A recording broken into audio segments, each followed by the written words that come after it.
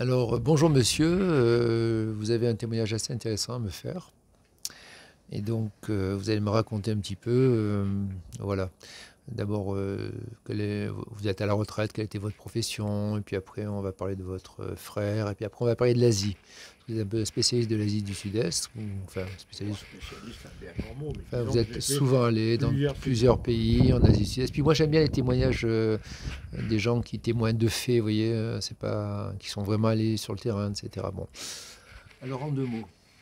En deux mots. Voilà, Donc d'abord, d'abord sur ton frère. sur mon frère. Donc mon frère était très très fatigué. Il était le matin quand il se levait, ça n'allait pas. Il était et il s'est. Ça, c'est il y a 20 ans, c'est ça, il y a 20 C'est ans. ça, oui, À oui, peu oui, près. oui, oui, oui. Et après, il s'est fait enlever toutes ses dents dévitalisées.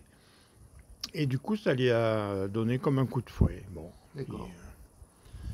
Et aujourd'hui, Aujourd'hui, il a l'air d'aller bien, hein. d'accord, Il d'accord, n'a ok. plus aucune dent dévitalisée, hein. Moi, D'accord, ça m'avait un peu surpris quand même de se faire enlever toutes ses dents, hein. Mais d'accord. Mais 20 ans après, il est toujours en forme. oui, oui, Il mange de absolument. tout, des gâteaux, des... c'est Oui, il en mange incroyable. trop, à mon avis, d'ailleurs, mais bon, hein, Malgré toutes les cochonneries qu'il mange, il est en forme, quoi. absolument. Et moi Ça- qui suis diabétique, ça me perturbe toujours de le voir manger tous ces gâteaux sucrés et continuer à être Tu n'as pas bien. enlevé tous tes dents, tous tes Non, bouts de non, dents, non, d'accord. non. Il n'a pas voulu faire. Bon, ok, d'accord. Bon, déjà, c'est intéressant, c'est impatient que ton frère, j'avais eu comme patient, puis après on est devenus copains parce que c'est un mec adorable, il s'était servi, il avait été caution pour mon appartement. Enfin, Ah on est bon, ah, il y on avait des était pas au grandes courant. relations, alors non, On non. était devenus amis, Non, non, et non, non. donc aujourd'hui il a 74 ans, c'est ça? 13, 73, 13 ans. puisque moi j'en ai 73 75. ans, en pleine forme, ça devient rare, les gens de 73 ans en pleine forme, qui mangent de tout, qui sont pas malades.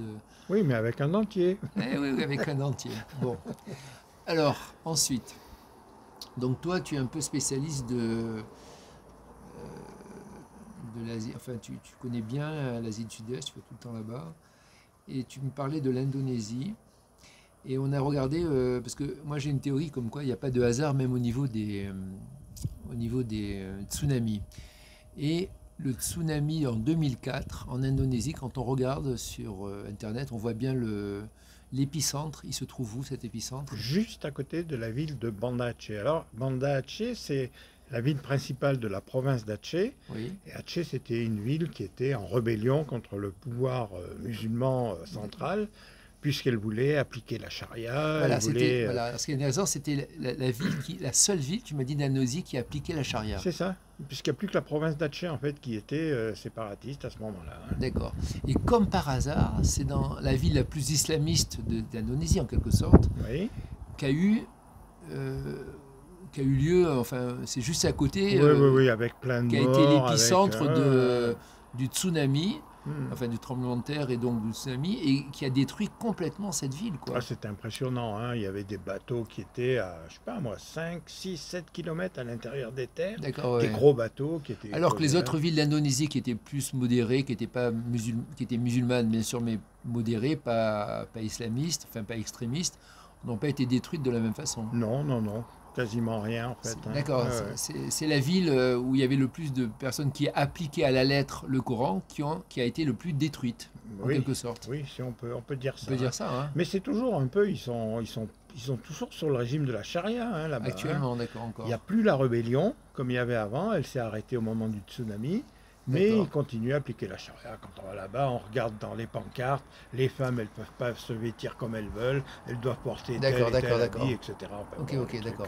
Mais ce qui est étonnant, c'est que dans toute l'Indonésie, l'endroit qui a été le plus détruit, c'est celui qui appliquait le plus les recommandations du Coran. Eh, ça, oui, c'est oui, c'est- oui. c'est ça qui est étonnant, tu vois. Donc, Oui. quand même, pour moi, je ne vois pas que du hasard, mais plutôt du karma, quelque chose de karmique, une justice divine qui fait que ceux qui étaient le plus éloignés enfin, le plus en accord avec le Coran ont été le plus détruits.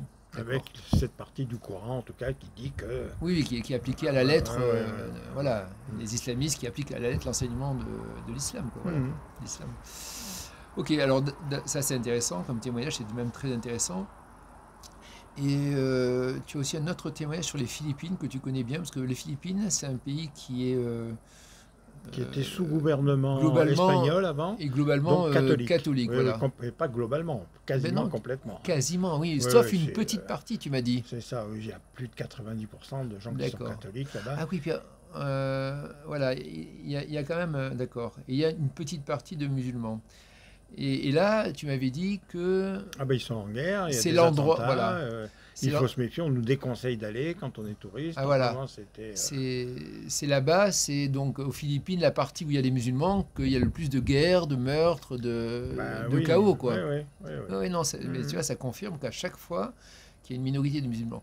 Alors, en Indonésie, il n'y a pas de minorité d'autres religions. Si, il y a des minorités de catholiques un peu, ah il y a bon, quelques bouddhistes. Parce que ce que tu sais pas, c'est qu'en Indonésie, dans les années 60, parce qu'il y avait une majorité de musulmans, en Indonésie, une grande majorité, et dans les années 60, il y a eu un génocide de 2 millions de personnes.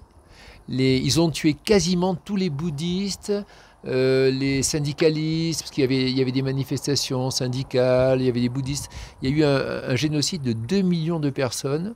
Les musulmans, la majorité des musulmans, ont tué 2 millions de non-musulmans. Non, je ne savais pas. C'est pas très connu, c'est un génocide qui n'est pas très connu. J'avais vu un film dans les circuits un peu RSC, c'est The Art of Killing, l'art de tuer. En français, la traduction. Et on voyait donc, c'est un film documentaire où le cinéaste avait réussi à interviewer les assassins carrément. Et c'était tous de pieux religieux musulmans qui allaient à la mosquée, qui avaient leur chapelet de prière, etc.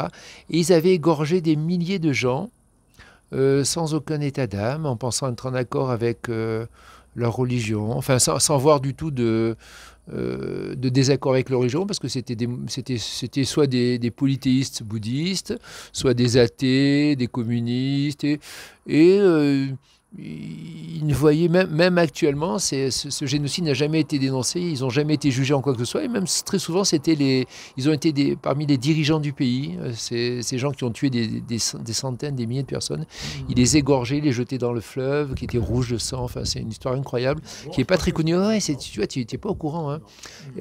Et si tu cherches sur Internet, environ 2 millions de personnes ont été tuées lors de ce génocide. C'est incroyable, hein, ouais. Et c'est pour ça que maintenant, il y a très peu en Indonésie, il y a très peu d'autres jours, parce qu'ils ont quasiment tué tous les autres. Bon, il y a encore un petit peu de bouddhistes et tout ça, mais... Il y a quand même pas mal pas des catholiques, mais des chrétiens, disons. Il y a un petit peu de chrétiens, d'accord. Mais ils avaient surtout tué les bouddhistes et syndicalistes. Ça dépend des endroits, hein. C'est grand l'Indonésie. Oui, ça dépend. Ça s'est passé, c'était n'importe où.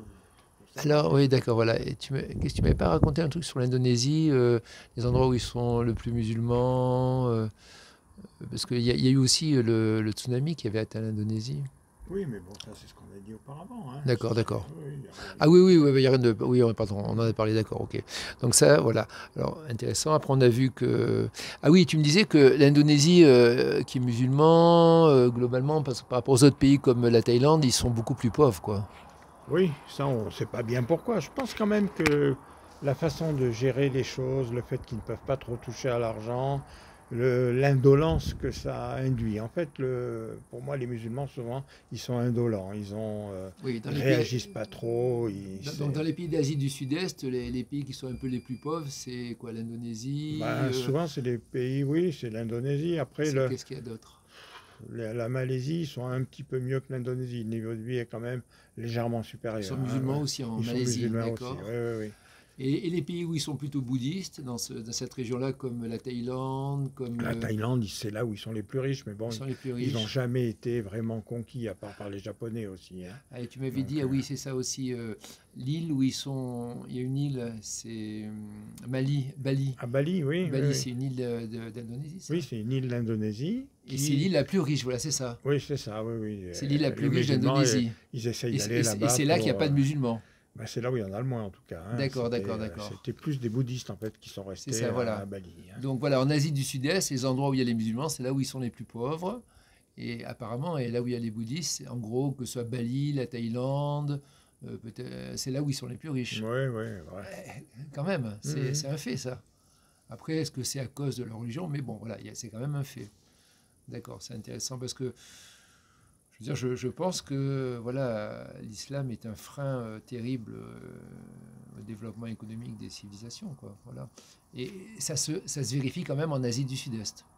Autant avant, il y avait de l'islam qui était à la pointe de la civilisation, autant maintenant, et surtout quand il y a des intégristes, en fait, Ouais, ça chute et ils descendent et ouais, ils c'est sont ça. pauvres et ils sont... Oui, ça appauvrit à chaque fois C'est-à-dire, j'ai la l'impression que civilisation. pour eux, pour les intégristes, le fait de devenir riche, d'être un peu plus libre, etc., ça va contre leur religion, contre l'obscurantisme qu'ils veulent répondre. Donc du coup, Oui, oui, d'accord. Je sais pas. ils Oui, veulent oui. pas que les gens progressent, hein.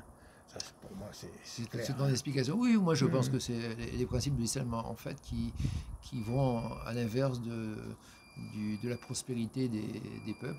Oui, c'est pas, il faut pas Et qu'ils deviennent, je sais pas s'il faut pas qu'ils deviennent, c'est pas vraiment marqué dans le Coran, si, parce mais qu'ils n'ont plus la mainmise sur eux après.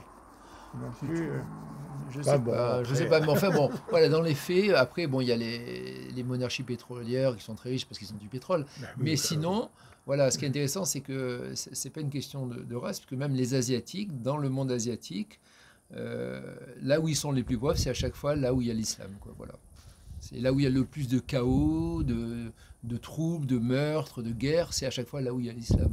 Oui, oui. Bon, c'est ce qu'on observe aux Philippines, d'après ce que tu as observé aux Philippines, ce qu'on observe en Indonésie, l'île la plus riche c'est Bali comme par hasard.